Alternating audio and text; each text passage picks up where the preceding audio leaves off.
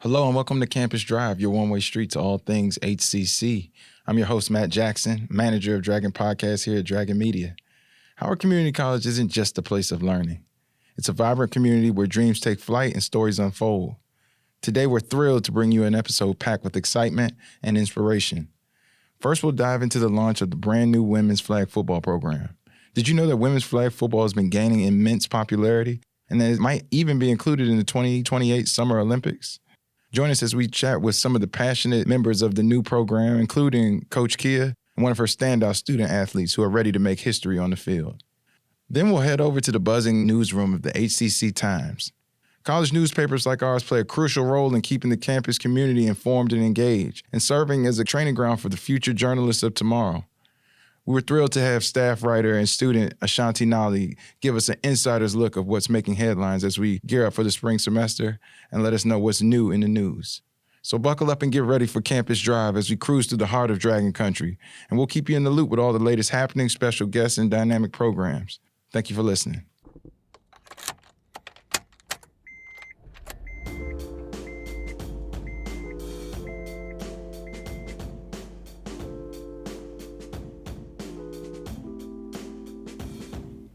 Hello, and welcome to Campus Drive, your one-way street to all things HCC.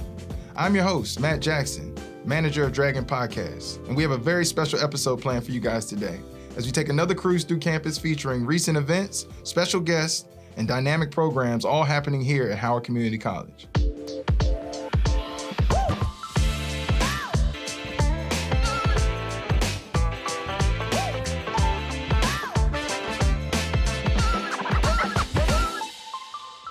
Today we'll be talking about our new women's flag football team and the impact of inclusive intramural sports with Coach Verkia Smith and her player, Kenny Akins. So hop in and let's take another ride through campus at the one and only Howard Community College.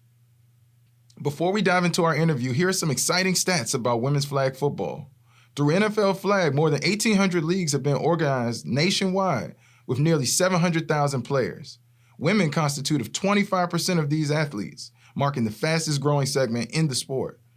Last year alone, nearly 500,000 girls between the ages of 6 and 17 played flag football, which is a 63% increase since 2019. So let's dive right in.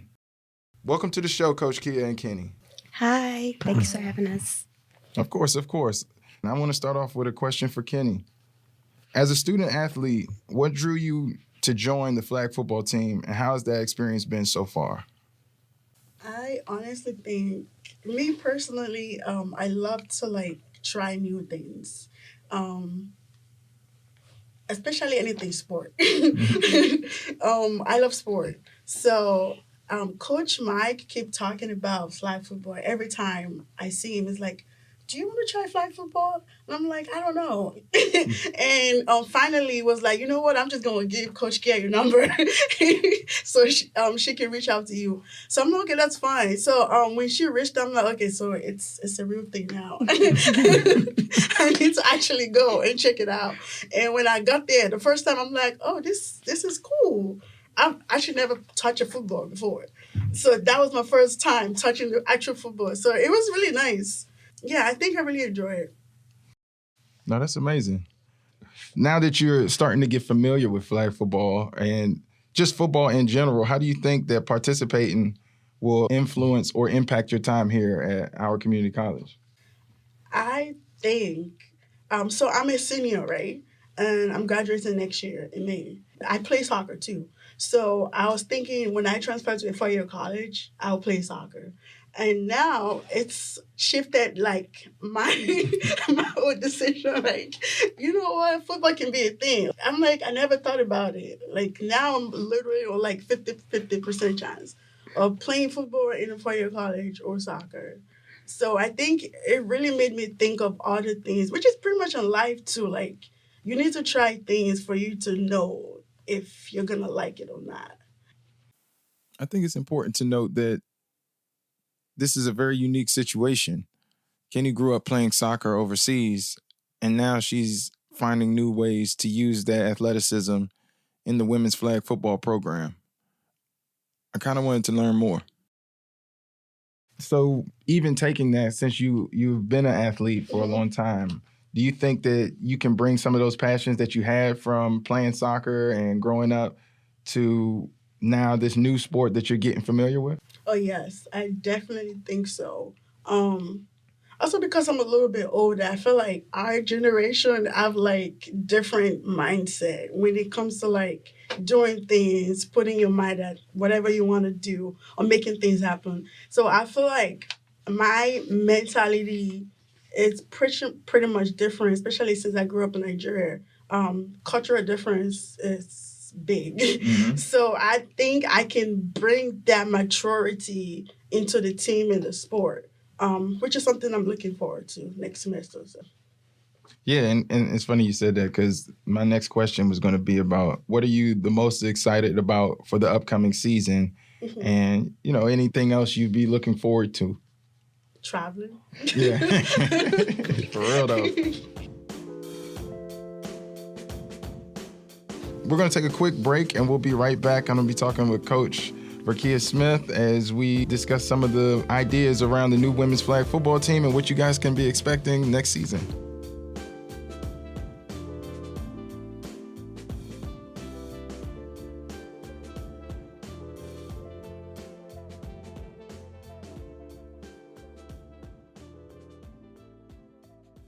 Okay, we're back. So, Coach Kia, I want you to tell us all about the women's flag football team and give us any background information about how it came to be. Okay, so I've actually been around flag football my whole life as my mother grew up playing in co-ed leagues. So to see they're forming full women's teams on the collegiate level is a real full circle moment to me. And I began playing at a young age because you can play it's very similar to like AAU travel ball, but it's for like 18 and older, and you can play flag football and travel and things like that. And so I play as well. I had, like, as I've been coaching at the school, coming from cross country and track to the basketball team, I had just mentioned to Coach Mike a few times, I got a flag football tournament, won't be able to make it. He was like, flag football? Hey, they're about to start flag football on the college level. And I'm like, you're lying. And he's just like, no, seriously. And I'm like, okay, like, let's keep our eyes and ears open for that. And then next thing you know, he had reached out to me and said, hey, like, would you be interested to, take on head starting and pioneering this flag football program here at Howard Community? And I'm like, of course. So I really think that this would be a great opportunity, like you said, to promote women's sport, inclusivity. In the way that the sport is moving right now and in the stats that you mentioned to start this session off, it's alarming to see, and I'm happy that we can be a part of it. No, it's crazy. It sounds like it's a full circle moment for you, and really just alignment when you think about things that you've been doing. Like you said, you've seen your mom doing it. So the fact that you can bring that breadth of knowledge into the new team can really impact players who haven't been exposed to the sport before or just looking to find something new that they might be into. So I think that's an amazing thing to add in. You spoke a little bit about inclusivity. What do you see as the broader impact of having inclusive intramural sports like women's flag at HCC? I think the bottom line is making something that's sustainable, something where we can, as a community college, we shuffle students through 2 years to a 4-year. So we want to give kids the self-discipline, the teamwork, the self-determination to carry out not only on the field, but also in life as well. So I think that being able to add another program for women's sports specifically not only empowers us to, hey, let's try something new, let's do something I've already known. We're also adding another sector here in the community of Howard as we branch out, and hopefully we can inspire other institutions, other smaller leagues to start promoting more inclusivity, and not just for flag football, but we also have things like cheerleading that's coming up that's becoming an actual collegiate sport that I think is great, which also promotes a lot of women empowerment as well. Yeah, and that was the thing that even when I was putting together initiatives, what new programs at the school do I want to highlight and spotlight and kind of continue to do my best to champion, that was one of the biggest things that jumped off the page for me about women's flag football, because it does have the opportunity to be a contagious part of what's next. Watch the WNBA catapult this last summer. And so you're starting to see, okay, women are commanding that attention when it comes to sports. Don't get it twisted. And so to see when I first got here that Howard was taking steps to make sure that we were doing it at our level. I think that was amazing to see. And I think it's very in step with where we're heading culturally, where we're heading athletically. Mm-hmm. And I just think that this is the tip of the iceberg. I think this is only going to get better. I wanted to ask a little bit about, what do you love about football? And it's football season, so I feel like this is a great question. What do you love about football and being a coach of multiple sports? I know you work with the women's basketball team as well. You mentioned track, cross country. How does that passion influence your coaching style and your goals for the team? Okay, so I've always been a sports junkie since I was young. Any and every sport, as Kenny mentioned, I love to try new things. So I probably played every sport. Even I did golf when I was in college. So I've done everything. But I truly think that this will be able to be that underlying thing, just as you said, how women's sports have catapulted. I don't think that people, and I will speak loosely here, that we have taken women as serious now that we see how competitive we actually are when it comes to having a ball in our hands or having a ball at our feet and things like that. And when you watch certain things on Instagram, like Instagram reels of young little 8-year-olds or 6-year-olds throwing the football, catching pick sixes, taking it all the way, and they're hype, excited. Everybody's on the sideline. It's a crowd of people watching these 6 to 12-year-olds play this sport that's really exhilarating. And I know, like, my sister, she played basketball her whole life, too. She actually went here. She asked me, she was just like, well, why do you like flag so much? And I'm like, I don't think you understand. Like, I play basketball, and, you'll steal the ball and get a layup. It's like, yeah, good job. You did a good job. But you get a pick six, it's unmatched. It's a different feeling. It's like that intensity, that enthusiasm on steroids. And it's like, oh my, and everyone's excited. It doesn't even matter. And it's amazing because it tips that iceberg. Like, there are co-ed leagues, there are all women's, there are all men's. There's a lot of different levels. As, like, I play contact, so we get beat up, we can tackle, we going forward. But, like, for instance, for this, you can still be very competitive in non-contact, as we've seen with Frederick County, Montgomery County coming out. So it's really good to tip that iceberg and let people know, hey, we are serious about this flag football here at HCC. We're going to get it started. Yeah. Yes. No, that's amazing. I'm already excited. You got me hyped. I'm there for the season, no question. I guess I want to know, if you're a student here at HCC or someone who's interested, like, what's the process of them getting involved? How can they support? Okay, so first things first, we are athletes, so we have to make sure that we take care of all of our eligibility and our athletic forms. So you can reach out to me personally at vsmith2@howardcc.edu, and I will be sure that you can get all the necessary forms. And I also, as you said, someone who may be new to the sport, I don't want to deter you because you've never heard of flag football, you've never seen it, or you're thinking football, I don't want to get hit.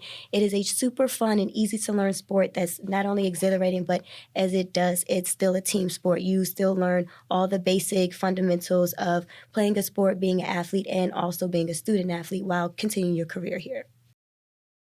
The women's flag football program at Howard Community College was awarded a $10,000 grant by the National Junior College Athletic Association, or better known as the NJCAA. I talked to Coach Kia about the grant and what ways they could use it to utilize improving the sport and getting students on board moving forward into the spring.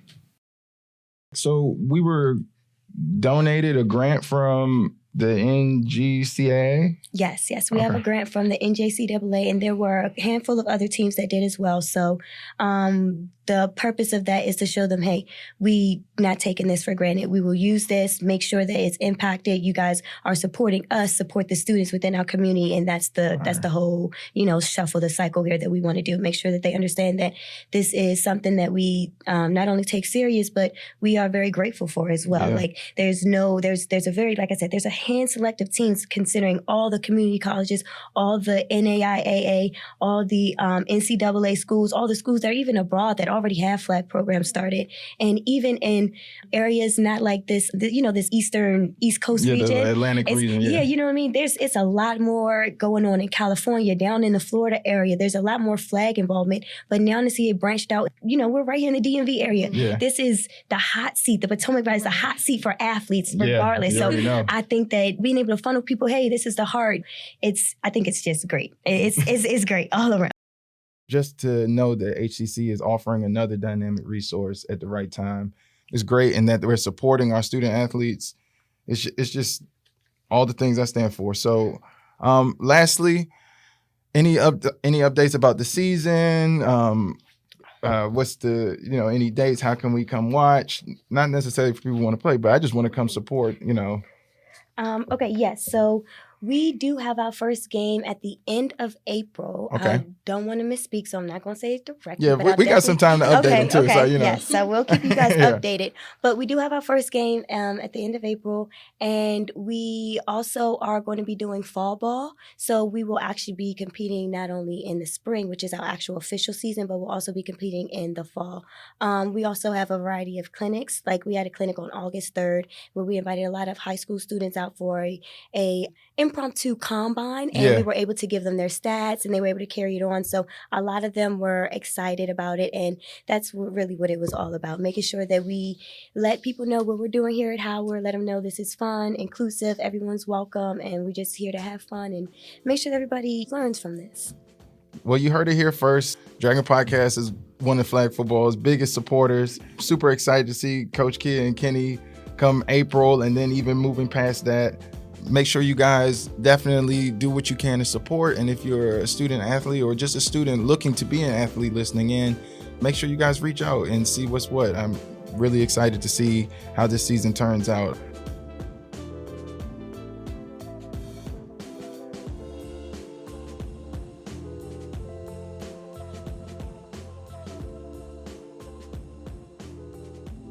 Moving right along on Campus Drive coming up, we have student and staff writer Ashanti Nollie, and she's going to be talking to us about some of her plans as a writer for the HCC Times moving into this spring semester.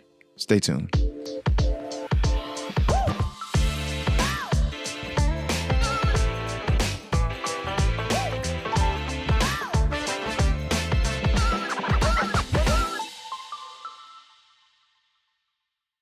So here's a little background about Ashanti.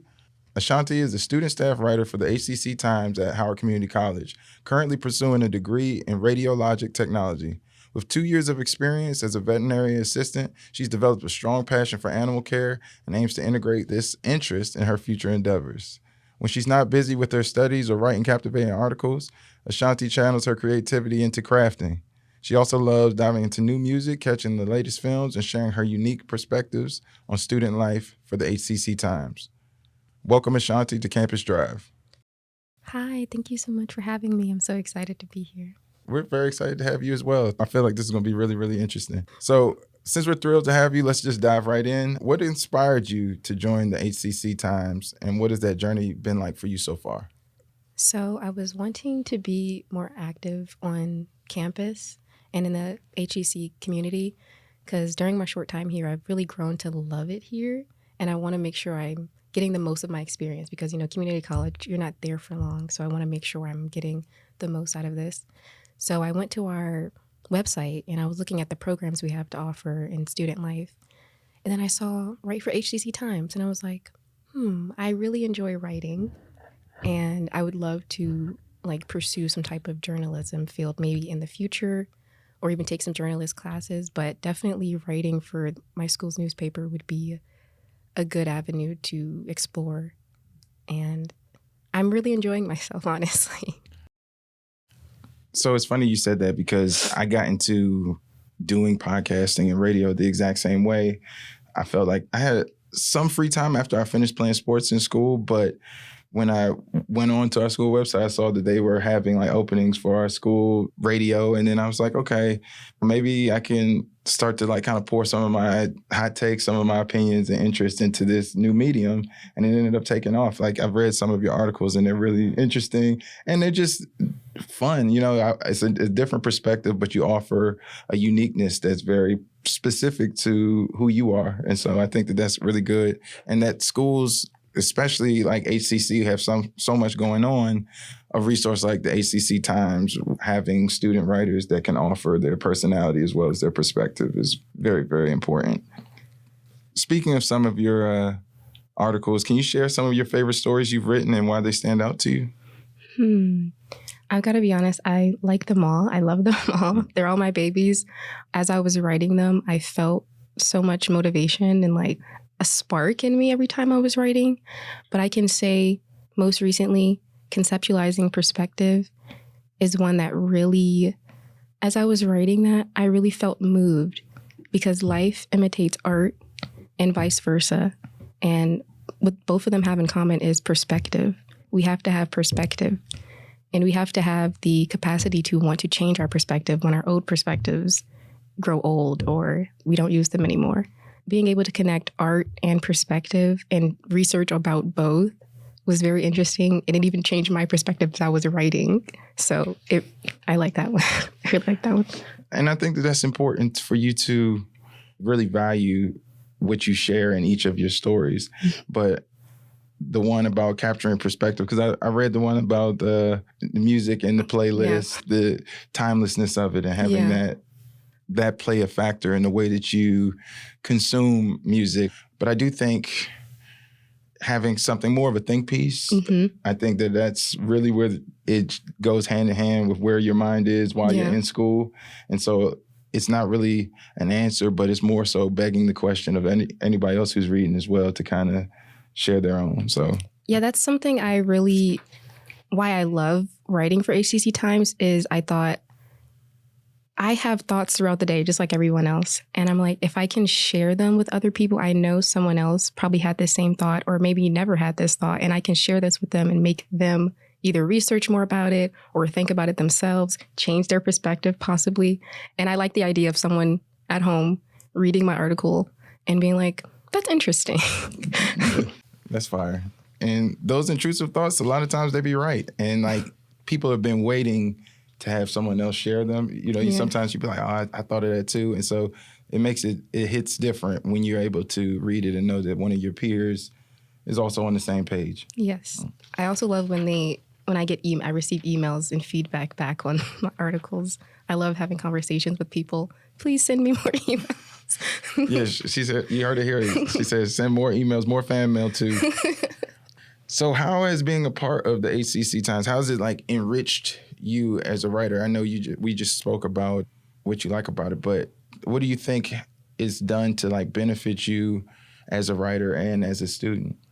I can definitely say as a student and as a writer, receiving feedback from Greg, the editor, and Deborah, the content strategist, has definitely been enriching in the way that it's teaching me more about journalism in a way that I probably wouldn't have learned just yet because I haven't taken any journalism classes.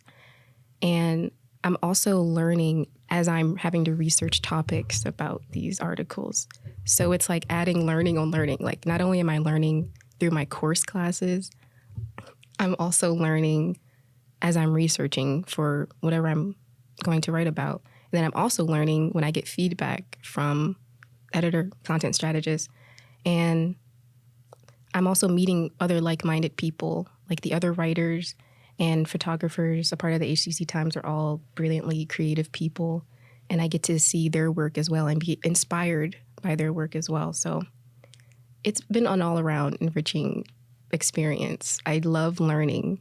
So the fact that when I have a topic in mind that I want to write about, I have to kind of dive into the internet and like, I feel like I'm a real journalist out in the field, like interviewing people and collecting information. And I have like piles of paper of like stuff I want to add into my article, and I have to figure out a way to compile it and like streamline it in a way where it all flows perfectly. It's fun for me. It's really fun for me. It's been very enriching and taking away from some of the stress of school, because I get to take some time to have like a mini escape from studying. And I mean, I am studying as I'm having to write these articles, but it's not like, it's just more enriching than having to study. Let's be honest, having to study your coursework, which is probably a difficult class, versus something that is actually like making you feel passionate. I'm enjoying that. And I like having that outlet from school. I love how you said that, because I pulled two things from what you were just talking about. One, having your writing go through those different processes, or just being able to share them with the editor. You know, you have that one hand washes the other. So you can pick up on new things that you can learn just from experience. It's not necessarily straight out of a textbook. It's more so perception of others. And then you can just get a good feel for it. It's like having siblings. You kind of can learn from just watching and observing how they move. And so that can also propel you forward as you continue to get better personally. And then just having this be a form of expression that could be a getaway. It could be, you can kind of take your mind into a different place, and now you are this amazing reporter that's out and getting the inside scoop on something, because it doesn't change. I don't think that overall mental process changes as you go up. It's just the topic or the coverage or the access just increases, and the profile of the story probably just elevates. But I think that it's so important for students while they're taking classes to be able to also have fun in that space, because now it makes everything much more cumulative in terms of what you're pulling from your overall education experience here at HCC. So that's very, very cool to hear. And I also wanted to add, what I found just slightly challenging last semester, my first semester being a staff writer at HCC Times, was sometimes school does get tough, and you still need a minimum of 2 articles a month, which you would think, hey, I can work out 2 articles a month.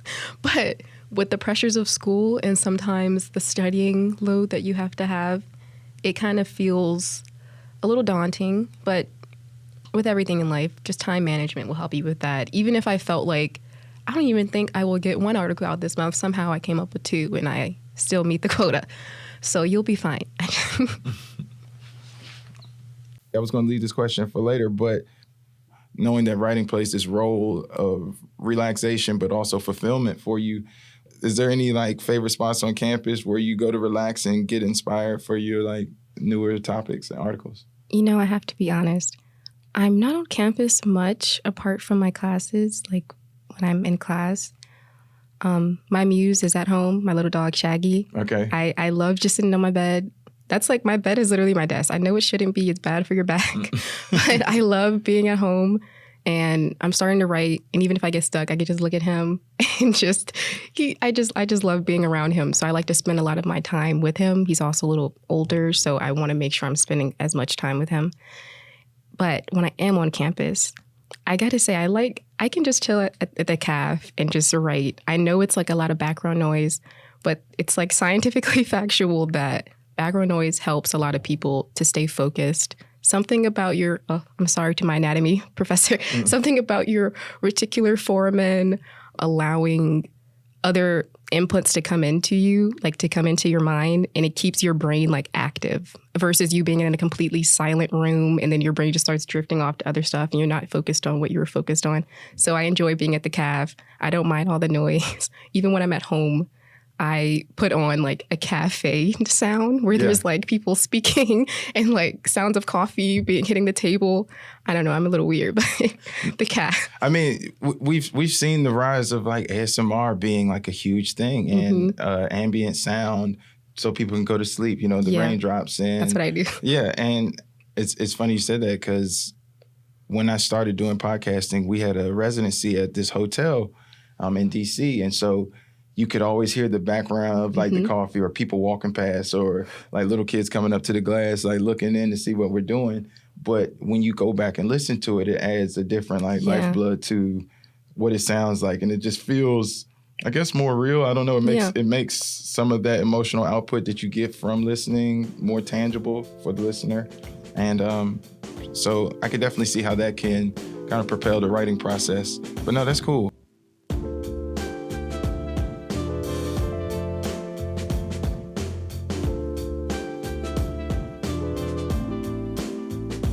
You guys are listening to Campus Drive here on Dragon Media. We're going to take a quick break and we'll be right back with Ashanti Nollie, staff writer and student for the HCC Times.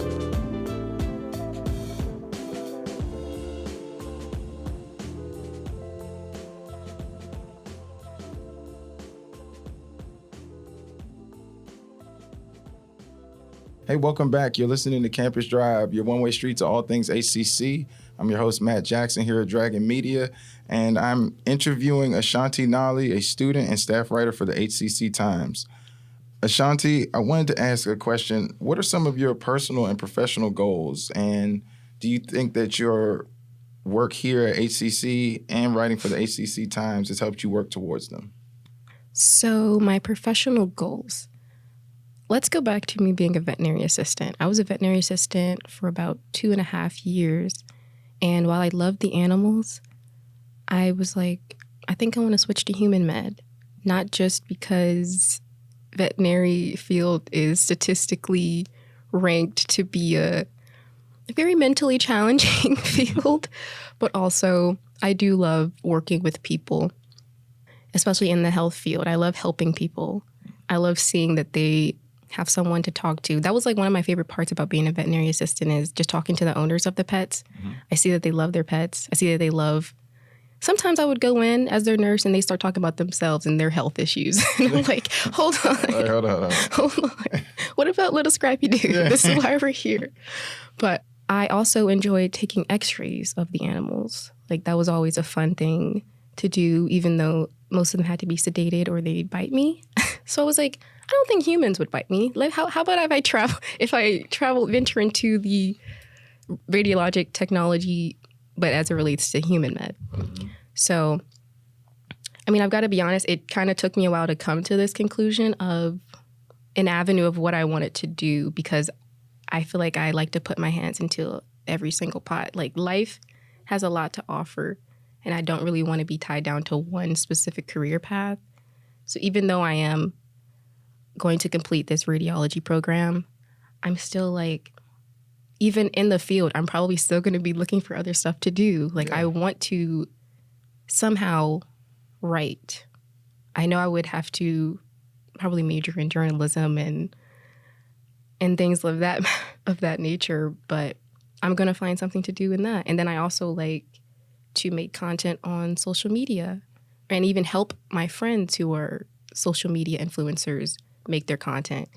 So professionally, I'm not sure what exactly one thing I'm going to do, but I know everything I'm doing here, I feel like it's helping me. I'm getting out of my shell more, and I'm doing a lot more things that I wouldn't have done if I didn't attend this school, because I have attended another college and I wasn't as involved as I am now. Yeah. So it sounds like it's pushing you in the right direction. It's not like a strict answer to one question. It's more so, it just seems like you're just taking everything in stride and you're kind of putting all these different things you find along the trail into your book bag. Mm-hmm. And then once we get where we're going, I can pull them out and see if I have what I need. But it's not as conscious as it is constructive. And so you're just kind of building off of the things that really bring you joy or fulfillment or expression. And I think that that's one of the best ways to go about it, as opposed to not moving until you find something that, until that filtered result is like perfect. Yeah. You can kind of move forward and find what's for you. And sometimes what we realize is finds you first. Yes. So as we head into the spring semester, and I know things are already going, we talked about before we even got on air, like you're already busy. What are some of the things you're looking forward to most in your role at the HCC Times? What are some of the stories and just the angles that you're looking at now that this is your second semester writing for the publication? I've got to be honest, in light of everything going on politically with our leaders, I've been feeling very motivated to speak on them. I've already have like 3 articles in the chamber of things I want to speak on. Yeah. Yes, because I'm feeling very, can I say outraged? I'm feeling, along with everyone else, fearful, and to keep myself accountable for just being understanding what's going on and keeping up to date with every new policy that's being dropped every day. I also, in turn, want to write about it because it makes me have to dive more into it and try to connect dots and understand why someone's doing this. And so, I mean, I have an article coming out on the new, the inauguration and things that took place on that day. And I'm also writing more on just how influential people spreading not so positive rhetorics and opinions can impact society as a whole, and just the route we're taking as society as a whole. So I have some articles on that coming out, and I think this whole semester I'm probably going to keep touching on politics, but I'm also wanting to be varied in everything that I say. Like, I want to have some fun articles in there too. I also want to talk about like influential women of color inventors, because, we have Black History Month coming up. So I want to touch on that. And I have some other more quirky articles I want to write, but definitely I'm going to be leaning into politics, which is an avenue I haven't uploaded yet. So I'm looking forward to hearing it. And those voices, especially yours and each of us who come from different diasporas, our synthesis of this reality needs to be recorded in some way. Mm-hmm. And it's good, like you said, to have myriad opinions and styles of articles, but this is also what people really want to hear right now. And so it's inspiring to know that you're capable of also tackling some of those issues as well and really shining, your light into whatever corner of the political stratosphere that we're looking at, helping us all put what's going on into words, literally and figuratively. Yes, I'm wanting to make sure I stay as objective as possible. Yeah. Of course, I had to ask my editor a lot of questions on this to make sure I'm not steering in one direction or the other, even though I feel like through the tone of my writing, you'll probably can tell. But again, I'm trying to remain as objective and fact-based as possible. As you work with your editor and like you said, we have different students who are all writing at the paper, who are doing things like that. What's some of the things that you just love about that space, like about the HCC Times? Can you give us like a glimpse into, behind the desk? Like, how is it at the HCC Times? What are some of the other things that you guys have been working on or tackling? So I'm waiting to hear if we're going to have a meeting soon, as the new semester just started, about just what we all have planned coming up. But I do enjoy the fact that you have other writers and photographers at your disposal if you have any questions or you guys want to collab on something. And we have we have conversations about what we each have coming up. And then we each can say, hey, or like the photographers can say, hey, I can take pictures for you for that, especially for people who are writing on the sports. Here at HCC, we have a lot of people who can go to these events and take pictures. Or if I need a picture specifically for something else, like when I applied and when I was being interviewed, I said I want to bring in other forms of like activities into the writing. I asked, do we have photographers? Because if I want to cover, but it's definitely it's like having a constant inspiration and motivation because you see people talking about what it is they're about to work on. And you think to yourself, what do I have coming up?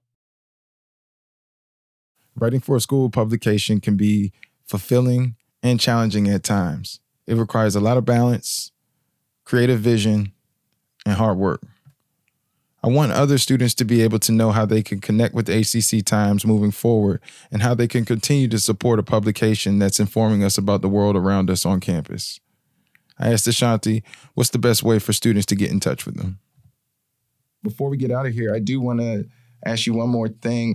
What's one piece of advice you would give a new student or a student who's interested in joining the HCC Times? Piece of advice I would offer you is that application process is, of course, easy. And then your interview, if you get interviewed by the lovely people I got interviewed by, it'll be a chill interview. You'll be fine. And then once you're in, just find inspiration in life itself when you're stuck on as to what to write about. I will literally be like, what's happening this month? Or what's something that I keep thinking about daily? How can I make it a captivating article? How can I make it a 2-3 page article? That means I have to research more about it. Or it could even be as simple as, what's something that someone told you today? What did your professor say that day? Was it something interesting enough to write about it? And would other people be interested in it? Probably yes, because there's something for everyone. Just go after anything that you want in life, honestly. I think that's great advice. I really appreciate you being able to come here and share your perspective. I know you haven't been with the paper, but this will be your second semester. And that's why I was excited to hear from you because it's still fresh. And so those feelings of getting the article out and that writing process and those blocks, you can remember how you got past them. And I think that information is very, very pertinent and powerful when someone's listening or trying to find their own way about like how to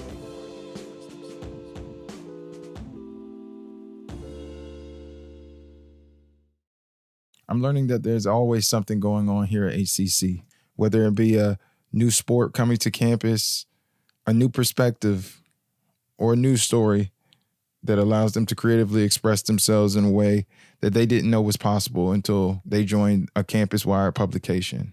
Either way, our students are using the resources and the tools around them to continue to evolve and change the conversation at hand. This has been another episode of Campus Drive, your one-way street to all things HCC. I'm your host, Matt Jackson, manager of Dragon Podcast, and I'll catch you guys next time on Campus Drive.